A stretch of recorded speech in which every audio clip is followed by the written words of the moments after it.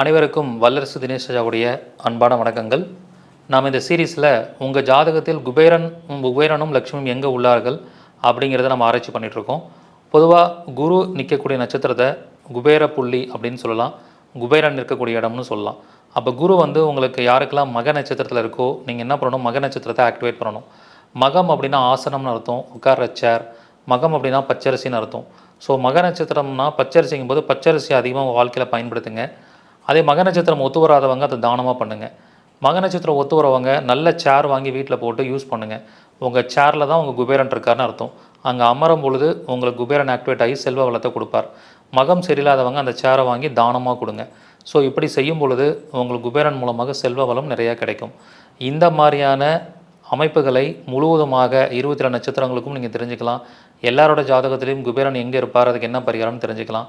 So அதுக்கான கோயில்களை பற்றியும் தெரிஞ்சுக்கலாம். இது VDR ஜாதக ஆராய்ச்சி வகுப்பில் சொல்லிக் கொடுக்க போகிறேன். இந்த வகுப்பு 19/4/2025 3வது சனிக்கிழமை நடைபெற போகுது, ஏப்ரல் மாதம். விருப்பம் இருக்கிறவங்க கலந்துக்குவாங்க. முதல்ல ஜாயின் பண்ணுற 500 நபர்களுக்கு மட்டுமே அனுமதி. இதற்கான கட்டணம் ரூ. 500. நன்றி, வணக்கம்.